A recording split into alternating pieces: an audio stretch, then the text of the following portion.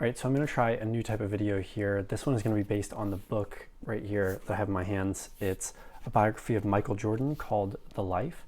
And if you're new here, my name is Drew. I trade price action trading. I learned from Max Patz, and Thomas Wade at Thomas Wade Trading. So if you're a little bit confused, then go check them out. So to start, we're going to take it all the way back to Michael Jordan as a kid, as that's whenever his obsession with basketball actually started. But even before that, it was actually his older brother, Larry, who was into basketball and first got obsessed with it. At the time, Michael Jordan was actually playing baseball. He didn't get obsessed with it until there was a really big game on the TV, and then he went and told his mom, someday I'm going to be playing in the Olympics someday. After that, Michael started watching every single game that he could on live TV. He was absolutely obsessed. And this made me think about trading, because you need to spend as much time as you can looking at charts, in particular looking at the live market. That's something that Max says all the time. And back in those early days, Michael was playing against his brother Larry a lot. And here's a quote from Michael Jordan's dad. It says, "I think Michael got so good because Larry used to beat him all the time." Whenever I read that, it made me think of investing in loss. He wasn't afraid to lose. And even after he lost a few times, he was able to get back up again and keep going. In trading, there's always going to be losses, and some of them are going to not feel great. It's tempting just to give up, but you need to invest in those losses, because that's really how we learn best. And then almost immediately after that, there's another quote. It says, "I always played hard," Jordan said. "My brother and I would play every day until my mother had to call us in." And this one, again, was just showing that early obsession and him just doing anything he could to get that extra play time in. I don't know about you, but sometimes I don't really feel like studying, and I'm not going to put in those extra hours, but really you need those if you're going to get better. So now in high school, Jordan was getting pretty good at basketball, and there was a tournament that he was playing where he was playing back-to-back games. And in trading, you just have to trust the process over the profits, because you're not going to make money for a long time, or typically people aren't going to make money for a long time. So this quote really stood out to me. It says, "You'll play 3 games in a day. You can lose a game in disgrace, and 2 hours later, there's always the next game. So you're not so focused on winning. Winning's not a critical obsession." And that's what set Michael Jordan apart from other players. So he wasn't actually really focused on winning, but more so just the process of getting better. And that's kind of what I wanted to get out there. There was one day whenever him and one of his suite mates were playing golf in the hallway, they had a cup tipped over, and they were trying to hit the golf ball into the cup. And Michael Jordan could get it in. He was getting really frustrated, but he still stood there for about an hour doing it. And that made me think of something that comes up a lot in these biographies that I read. And it's how you do one thing is how you do everything. So even like a silly game like that, Michael would not give up, and he was willing to go the extra mile to do that. So that's something that I've personally tried to do with my own life. In high school, Michael had a really strong focus on fundamentals, which really helped him as he went on in life. But also he had a reason to keep going. Here's a quote here where he says, "Whenever I was working out and I got tired and figured I ought to stop, I'd close my eyes and see that list in the locker room without my name on it, and that usually got me going again."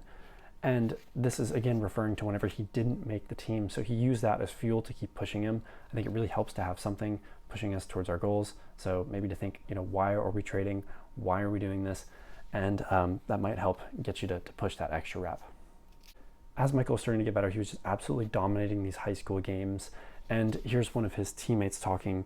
He said, "We have so much trouble matching up with Jordan, but everybody does," Hamilton observed afterward. "The thing that makes him so good is that he's so patient.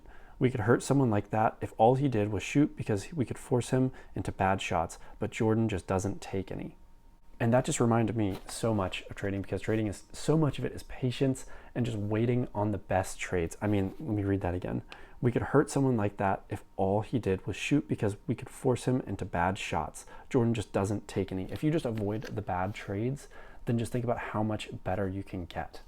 Michael Jordan ended up going to University of North Carolina in Chapel Hill, and there he worked with a really talented coach, Dean Smith. Dean had a really strong focus on the system, and he was super strict with his players. So one thing that really jumped out at me that really just resonated with trading is this quote. "Even in scrimmages, we've tried to apply that standard," Smith once observed. "If a player took a bad fadeaway jump shot and made it, I'd tell the manager, score that a 0. If he got a layup, it would be +3. We'd only have to score it that way a few times before the guys would realize what we were after." And the reason that made me think about trading is because you can take bad trades that still win, and that is just going to completely screw you up. And if you just score those mentally in your mind as a 0, as if those were a loss, the ones that aren't actually good trades where you just got lucky, then I think it's really, really going to help us improve. And again, I was talking about that system that Smith created. That is just like trading. I mean, if there was no system, then you would just be floating around aimlessly taking God knows what trades. So it's really like, it's not even just the trader, it's the system that you trade. And here's just how important it was to Smith and the UNC team. In Smith's program, the system was more important than individual talent. And immediately after that, there's another quote that really reminds me of how you never know what you're going to come in to the market and see. So it says, play hard, play smart, play together. And playing smart means you have to work real hard in practice to repeat things so you'll react even when the circumstances are disorienting, when fans are yelling at you, yet you still know what to do. So you never know what the market's going to throw at you. Sometimes it's going to do something completely crazy, or sometimes your mindset is going to be completely off. So we need to practice, do all these reps, so that way whenever we get into those situations, we know exactly what to do, and it's just like a switch. You just flip it on, you don't have to worry about it. So I'm going to read you this quote, and I'll tell you how it relates to my personal trading, and I have a feeling it's going to really resonate with some of you guys as well. So easily the greatest reason Jordan was successful in those first months in Chapel Hill was his ability to listen. And for so long, whenever I started, I would hear Mac, or I wasn't really following Thomas at the time, but I'd hear Mac say something, I'd ask him why something happened, and I wasn't able to listen. And even during his videos, I wasn't able to listen to what he was really having to say. I was trying to go off on my own. And I think I would have been a lot better off if I had just listened. And I have a feeling that's the same with a lot of you guys. It's a lot of wasted time that I wish I could have back, that's for sure. And then a little bit later, it kind of drives this point home, saying, I had never seen a player listen so closely to what the coaches said and then go and do it. It's crazy. I mean, there's so many people out there who are telling you how to trade. I mean, some of them are legit, some of them aren't. But if you're following someone like Mac or Thomas, then at least someone legit. They're literally just telling you how to do it. You just have to take that and go repeat it. It's crazy how easy they make it and how hard we make it on ourselves. And here's one more quote to just really finish it off. It says, my greatest skill was being teachable, Jordan later observed. I was like a sponge. Even if I thought my coaches were wrong, I tried to listen and learn something. And man, have I struggled with this, with trading, because there's some losses that I took and I wasn't at a level where I could even understand it. So Mac would tell me what was wrong with the trade, and I would look at it and be like, that's not it. And then I would just come up with something completely different. It would completely throw off my analysis. There's no telling how much time I wasted doing that. At UNC, Dean Smith's system was basically meant to put the players in places where they could have really easy shots. So here, that was the trademark of Smith's teams, that they persisted in trying to get better shots rather than settling for jumpers. And that really made me think of trading, because you're not just swinging for the big trades. At least if you're trading price action like we are, going for scalps, you're looking for those super easy trades. You're not just trying to take these huge swings. You're just looking for the singles. You're just looking to hit the singles, the super easy ones. So while at UNC, Jordan's team ended up getting to the championship, and they got to the final 2, and they trusted Jordan to make the game-winning shot. Before that, though, he took some time to visualize. So I'm going to read this to you. Most players run from such moments, but a select few run toward them, Packer said. He wasn't hiding in the corner. He was wanting that ball over there. Jordan later revealed that he had visualized just such a moment on the team bus ride over to the event. And this is something that I personally don't really put a lot of emphasis on and don't really do myself, is visualization. But it's something that I remember hearing that Tiger Woods did a lot too. So it's something that maybe I should be doing more, is visualizing a good trade coming up and then myself taking it, not hesitating and not over-analyzing or anything like that, but just visualizing me operating perfectly. And I think that would probably help me, and maybe you too. After that shot in an interview, Jordan said, I really didn't feel any pressure, he said calmly. It was just another jumper over the weak side of a zone. And that brings me right back to what I was saying earlier about practicing enough that it doesn't matter the situation you're in, that every single shot is basically the same. That's how every trade should feel. It should be completely emotionless, and it should just be like any other trade.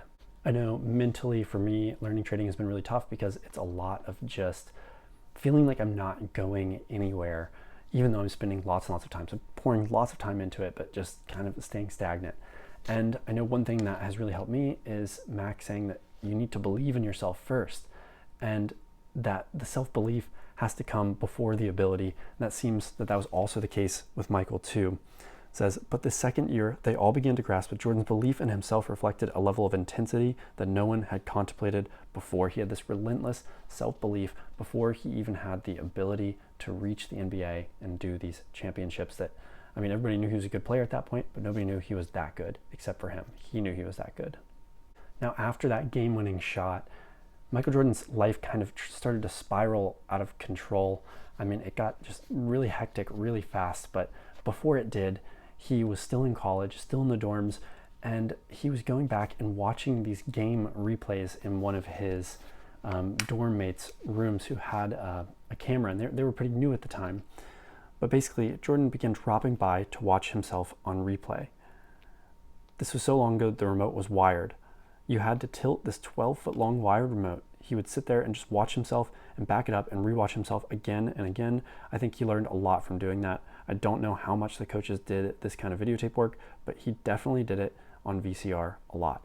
And that made me think a lot about how I go over my trades and how we should definitely be going over our losses, our wins, and even areas where we just fundamentally misunderstood something. So one part of why I will live stream and video record my trades is because then I can go back and I can watch the day back. I can kind of scroll through it, skip through it, and say, okay, like where was I drawing my trend lines right? Where was I thinking about the market right? Where was I thinking about it wrong? And how can I improve? That's the same as watching that game tape. It helped Michael, and I think it's going to help me too. While he was watching these videotapes, he was totally silent, man recalled, and this was his suite mate, man. He didn't say much of anything. He was totally concentrating on what he was thinking and what he was strategizing in his head. He didn't say much when he watched, and I just sort of left him alone. So that made me think about whenever I'm studying, I'm not always fully into it. There's sometimes where I'm just kind of studying around the peripheral and I'm not fully focused. And so this was kind of like a wake-up call to me, like, okay, are you actually concentrating enough? Like are you getting the most out of your study time and watching these replays? And a lot of times I would say probably not. I need to really hone in a little bit further. So now going back to the system that Michael Jordan's coach created, it says Dean never would sacrifice the program for an individual game. And then I basically switched the words up here. I said, never sacrifice the system for a trade. So don't take these off the wall trades that are out of your system. It's not worth it. Even if they look good, just stick to the system. That is most important. Do not sacrifice that for a single trade. So now at this point, Jordan has exited UNC. He just entered the draft for the NBA, and he's turning his focus towards the Olympic team, which he's made. And he's playing under the famous coach, Bobby Knight. And here Knight says, I have told him that I have no interest in who we're playing or what the score is. Knight explained, I'm interested in this team being the best team it can possibly be, and I'll push you any way I can to get to that end. And what I said here is relentless focus on the only thing you can control. So in trading, the market can do all kinds of things, but all you can control is yourself and the time that you're putting into practicing and getting better. That's all we can do. So that's it. That's what we got to do. We're going to have losers. That's just a part of the game. So after the Olympics, which Jordan and Bobby Knight's team just absolutely crushed, he ended up going to the Chicago Bulls. And this is talking about the arena whenever he got there. It says the place was also just plain cold, offering little respite from Chicago's notorious weather, recalled former Bulls guard John Paxson. As he had in Venezuela during the Pan Am Games, Jordan placed absolutely no importance on the circumstances. So basically, he just got to work. It didn't matter where he was. And he did the same thing whenever he was in Venezuela, which it just referred to here, for the Olympics, that first Olympic game. He got there and the hotel and the courts and everything were just honestly a piece of trash. Like it was not what you'd be used to in the United States, but what Jordan did, he got in there and he just threw his bag down. He was like, let's get to work. And that just shows that if you only practice whenever you feel like it, then you're never going to reach the level that you can and that you want to reach. So I know personally, I don't always feel like looking at my old trades. I don't always feel like studying past charts, but I'm not always going to feel like it. That's just the way that it is. And if you want to get better, you cannot place any kind of huge importance on your circumstances in order to get started, or else you just won't ever do anything. And even in that dark, cold, just really kind of crappy arena that he was in Chicago at the time, he came to practice every day like it was Game 7 of the NBA Finals. And again, thinking about my own personal studies, there's sometimes where I'm studying, but I'm just not putting my full effort in. Like, am I getting in there like it's Game 7? And lots of times the answer is no. So I really need to put more emphasis and more focus on what I'm doing at that very moment. Early on, whenever he did reach the NBA, here's a little excerpt talking about his practice habits. You knew you had someone special because Michael was always there at practice 45 minutes early, Blair recalled. He wanted to work on his shooting, and after practice, he'd make you help him. He'd keep working on his shooting. He didn't care how long he was out there. The thing that I always loved about him, when you take him out in practice to give him a rest during a scrimmage, he was constantly back on you to get him back in the game. Michael just loved to play the game. And this reminds me a lot of trading because we need to be spending as much time as we can looking at these live charts and looking at these old charts and just getting immersed in the game and just absolutely love it. And I think that's really the prerequisite, is to be able to love it. And if you don't love it, then you're not going to be able to put that much time in. During one of the Chicago Bulls practices, Michael just absolutely destroyed one of his teammates, and his teammate said, now let's just play for fun. And Jordan wouldn't do it. And that brings me back to the idea of how you do one thing is how you do everything. He was just relentless in practice, and he just would not take things lightly. He was always 100% on, and that really led to him being the champion that he was. While playing the Chicago Bulls, the team was playing something called the triangle offense. And this is basically another system kind of similar to the one that he was running with Dean Smith at UNC that I was talking about earlier, but it's a little bit different. And I'm going to read you this excerpt because it just reminds me so much of trading in so many ways. For years, the game had worked on isolation plays and one-on-one setups, while the triple post or triangle used very little in the way of set plays. Instead, the players learned to react to situations and to allow their ball movement to create weaknesses and defenses. So the reason that this made me really think about trading here, and there's more to it, but I want to interrupt this, is because so much of trading is just reacting to what you're given. You can't just trade patterns, and you can't just have one set of things to do because you're always going to be giving something kind of different. So you have to get this intuitive feel for the game. So going on with the quote here, it says, doing that meant that players virtually had to relearn the game from Winter's own peculiar interpretation of the fundamentals to the way that they approached the floor. No longer were they merely running through rote plays, they now had to learn to stop and read and react to the defense. And that just sounds exactly like trading there. You need to learn to stop, look at the chart, and react to what it's giving you instead of forcing what we want and what we have onto the market. And now a little bit more praise for that particular system and just systems in general. It says their philosophy, their system made Jackson's Bulls unlike any other team in the NBA. And really this triangle offense just completely dominated during that era and allowed the Bulls to just win championship after championship. But it didn't happen all at once. It took some time. And here it says that Michael saw the value in having an offense like that. He'd been in an offense like that in North Carolina, like I was talking about. He'd been in a system offense before. Now he's in another one, and it completely turned around how the Bulls were playing, allowed them to dominate. It didn't happen all at once, though. He started to see that over a period of time as the concepts built up. So he didn't see that all at once, but it was the concepts building on each other one at a time. So I know I've experienced this in trading where I found the system and I was like, this is great, I'm just going to follow this and I'm going to do great. That's not true. The concepts have to build on one another, and you have to be able to trust the system, and you can only learn to trust the system by using it. Now going back to that idea about how you do one thing is how you do everything, which has just been a through line through the entire book. It says that's who he is. He was going to play the best no matter what the hell the atmosphere or the circumstances were. He was in a pissy old urinal in goddamn Germany, and he's getting ready to play the game like it's UNC against Georgetown in the Superdome. That shows you the mentality he carried through his whole life. Again, how you do one thing is how you do everything. So approach everything in your life, how you're going to approach your trading, and I think it will all carry over. So now that they were running this triangle offense, as I keep saying, they were just completely dominating. They were winning all the games, and they were just making it to the championships over and over and over. And here, the Bulls trainer, Chip Schaefer, recalled, the team was almost bored of success and could turn it on and off whenever they wanted to. This made me think a lot about what Max says. Max says that once you know it, it's like an ATM. You just go in and you take the money whenever you need it.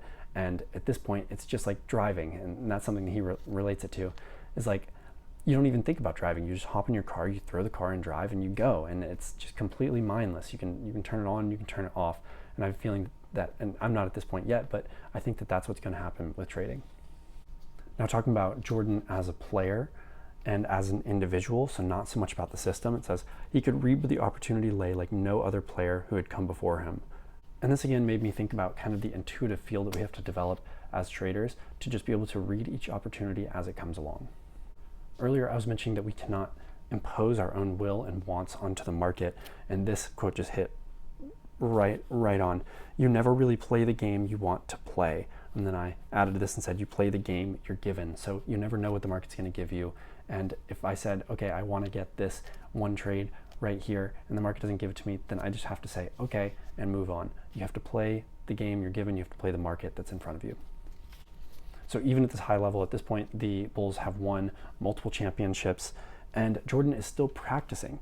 And it says, Jordan had to sit out his favorite time with the team. I have always liked practice, he said, and I hate to miss it. It's like taking a math class. When you miss that one day, you feel like you missed a lot. You take extra work to make up for that one day. I've always been a practice player. I believe in it. And again, he's at the top of his field. He is the #1 basketball player in the world, winning multiple championships, and he is still practicing like that. And that really made me think about how Mac and Thomas really spend a lot of time still going back and reviewing, making their chart reviews, and not so much even, for other people, but also for themselves to help them learn. And even at the top, it doesn't matter. There's always something to learn. You always need to be practicing. Practice was where he played some of his best basketball. The things he did there were the prelude to his performances in games. He had always approached it with tremendous anticipation and enthusiasm. It had never been something to just get through or sit out. It is all intentional practice, like I was talking about earlier, that sometimes I don't do enough of. Sometimes I'm just going through the motions. But here he is getting in it like it's game 7 every time, and he's giving it his all, and he's getting way more out of these practices than I could ever hope to whenever I'm just going through the motions. Okay, so we've talked about how Michael won multiple championships with the Bulls, but then he kind of threw everybody a curveball because he decided that he was going to play baseball. And there were a few reasons behind this. I'm not really going to get into those, but here's one little quote here. It says, the dude was not afraid to look bad. He was hopping into basically he didn't go into the pro leagues, but he was hopping into high-level baseball where he was not going to be the top player, but he didn't care. He was investing in loss, again, because this is something he wanted to do. He was not afraid to take these losses, to look bad in the public eye, and use that to improve. And that's something that I know I need to work on, and I'm sure a lot of you guys do too. And just to kind of put everything into perspective about what he was doing, trying to go from basketball to play pro league baseball, he's attempting to compete with hitters who have seen 350,000 fastballs in their baseball lives and 204,000 breaking balls. Think about how many charts you've actually seen. It's not even close to that many, because really trading is just like baseball. You have different pitchers. Max says all the time, you have different pitchers throwing you different pitches. The only way to get better is just to watch them over and over. Like, have we seen 350,000 charts? I certainly haven't. Rangers pitching instructor Tom House would say about Jordan after the season, baseball is a function of repetition. If Michael had pursued baseball out of high school, I don't doubt he would have wound up making as much money in baseball as in basketball, but he's not exactly tearing up Double A, and that's light years from the big leagues. So basically what he's saying here is he just did not have the amount of practice. He didn't have the eye for it because he had seen so many balls, and he was getting absolutely crushed by people who had. Think about that. That's what we're doing in the market. You're going up against people who have been doing this for years and years. And it's crazy that, and I used to think this too, that people think they can come in and just do this for, a few weeks, a few months, and sometimes even a few years. I mean, I'm 3.5, getting on 4 years in, and there's people out there who have 10 years, 20 years, 30 years of experience, and you're just going to get absolutely crushed by these people, especially if you're completely new like Michael was in this game. Trading is a pretty lonely business. You don't really have anyone to really talk to about it because it's really specialized, and you don't really have someone looking over your shoulder. All you have are your own expectations. And here, Michael was saying, I have to live up to my own expectations. Michael Jordan treated his own expectations above everything else, and that was the most important. And that's all we have. That's what we need to optimize for as well, our own expectations. Baseball didn't really go so well for Michael Jordan. He didn't ever reach the point that he wanted to, and he ended up returning to basketball, to the same team, to the Chicago Bulls. And whenever he returned, he just took him a little bit, but he got right into the peak of his game. There was one game, and this story really made me laugh. He was playing Muggsy Bogues, who was a really great shooter at the time. It says, Muggsy Bogues would confirm that at a key point during the 1995 playoff series between the Bulls and Charlotte Hornets, Jordan backed off of the 5'3" Bogues and told him, shoot it, you fucking midget. Bogues missed the shot, lost his confidence, and later reportedly told Johnny Bach that play started his career down the path to ruination. And that really stood out to me because it just emphasized the importance of the mental game and how important that can be. Obviously, Bogues had reached that level. He was capable of doing that play, or not even just for this one shot, but saying that this ruined basically his game forever. Obviously, he was capable of it. He reached it. So what happened? And it was his mental state just deteriorated, and it caused him to play poorly. And the same thing happens to us trading. If we take a loss or we take a lot of losses in a row, we can just completely spiral out of control, and it can just absolutely destroy our accounts. So it's the importance of the mental game. I know I'm not saying anything new here, but just another example there. And now to kind of take all of this home here, this was, I believe, the last championship that Michael Jordan won. He said, there were times where things were going so well. Everything seemed to be in slow motion. I didn't rush. I just relaxed and played. And this is really the goal with trading, just to be able to relax, just to play, just to fall into the zone and know exactly what to do, like Michael Jordan was at the peak of his career.